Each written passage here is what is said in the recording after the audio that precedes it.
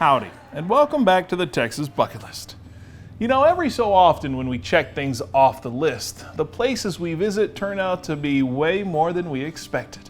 And that was exactly the case in Dallas, when we went to La La Land and found out the employees there are just like family.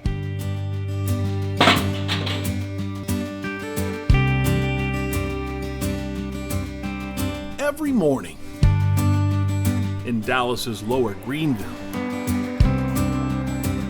you'll find a fine coffee shop looking to make your day a little brighter. Hi, welcome in. We genuinely want to make you happy. Housed in this 100-year-old house is the La La Land Kind Cafe, a bistro that goes above and beyond with all organic offerings and toast with tons of toppings, including avocado, of course. It would definitely start your day off way better. A jolt of Java really does start the day off right, but it's the friendly faces that make the biggest difference. If we can make you smile and you leave here more positive, that's a big win for us. Francois Rahani is the young entrepreneur behind this bold concept in coffee. We love getting into the creative stuff, right? Making also things reminiscent of your childhood, you know, whether it's French toast or s'mores. You know, it all ties back into this brand of La La Land becoming a place where you feel a sense of happiness. And that sense of happiness he's helping to create isn't just for the customers. Coming into this and being able to come into work and knowing that I'm making a difference, you know, every day that I wake up, I think that's what life is about. Now, it's not just the hot coffee or extreme espressos that are making the difference. It's the people that work here, because a few of them are fresh out of the foster system. How this business even came about was first, what do we open where we can hire foster youth, right? It wasn't, let's open a coffee shop and hire foster youth. It was, what do we think would be the best environment for them to grow in? And coffee is very happy, you know, it's a fun job. Even if they don't stay with us here forever, they can go to a lot of different places and make a real income.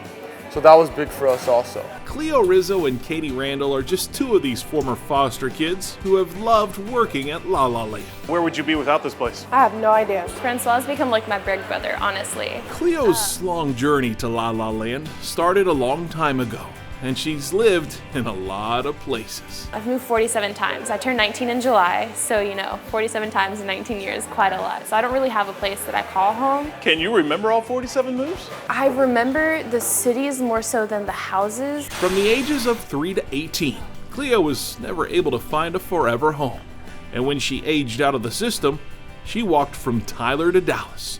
With nowhere to turn and no one to lean on, she became homeless. I found the strength to keep going, and it was really hard for me daily. I was homeless for about 3.5 months. She finally found her help at the Transition Resource Action Center in Dallas, a program that helps foster kids make the transition to independent living. That's where she kept hearing about a place called La La Land. I was at a transitional living program, and they were like, hey, La La Land reached out to us, they want to work with some of us. And I was like, okay, if 3 different people are telling me about this place, like clearly there's something great about it, clearly I have to go. Her first interview was nerve-wracking, but Francois made her feel at ease. When I first met him, I was very anxious because it was like 5 people interviewing me, and it was like, I was like, wow, this is like, I'm not gonna make it, I'm not gonna be okay. But he reassured me that everything was okay, that like, just take a deep breath. You've got this. We don't want to just throw them in and say, hey, good luck. There's a big mentorship part. We show them to train them, right? So as time goes on, maybe that youth becomes a lot more comfortable and more stable. And once they know they can do this on their own, no matter what, then we can bring more in. Like, he always tells me, like, you're #1 Clio, like, you got this, you're the best. And he's always so very uplifting and positive.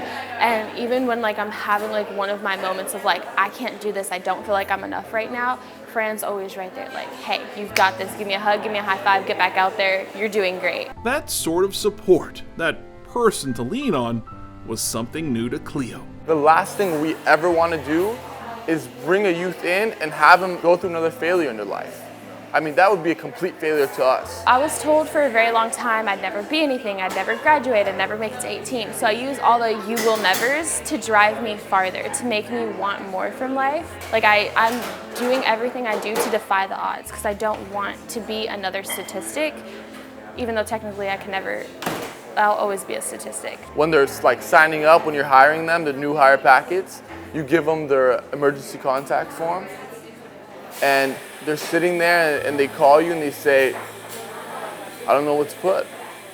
And here's an 18, 19-year-old kid that has no idea, not even one person to put as their emergency contact. No matter how much coffee can perk you up, when you hear sobering stories about the situation former foster kids like Clio have to deal with, it completely breaks your heart. It's kind of really hard emotionally to think like, wow, either my parents didn't want me or the state thought they weren't good enough to want me, and now nobody wants me. Just hearing you talk about it, like, it's me. Don't cry. Yeah, Please don't cry. That's unreal. These are kids that go through their entire life alone, and we're all just sitting here going about our day saying, good luck. So who's gonna care? That's the question. The holidays are really hard because I see everyone with their families, and then there's me by myself. Like, never really getting to enjoy like the little things in life is what makes me want more. Makes me push harder and work harder and have a better work ethic, and just makes me want to be a better person, because I know that eventually I will get to that point where I can enjoy the little things, and maybe if I have a family of my own, I can make sure that my family has what I didn't have as a kid. Like, really trying to hold it back. I mean, Please don't cry. no. The only people that are saying that they're taking care of them is our government, and that's the worst kind of care you'll ever see in your entire life, right? It's a slide by, nothing's fixing anything. So if we don't step up as their, brothers and sisters, their big brothers, then what's gonna happen to them? So Francois fights on, finding foster youth to fill his fancy coffee shop, while bringing hope and happiness to those who dearly need it. Keep pushing. It's really hard. The things that we go through as a foster youth, that's not just with staff, but emotionally and mentally. But I can say keep pushing, and it's not going to be easy.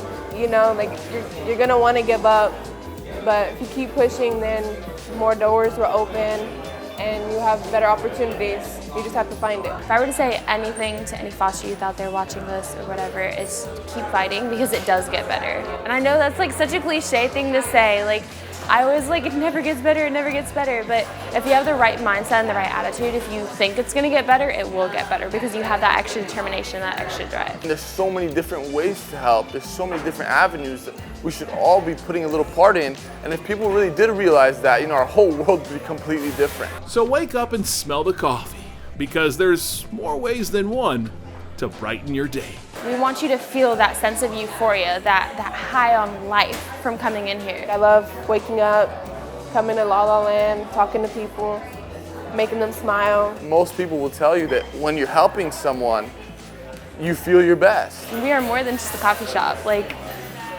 awesome. I love it here.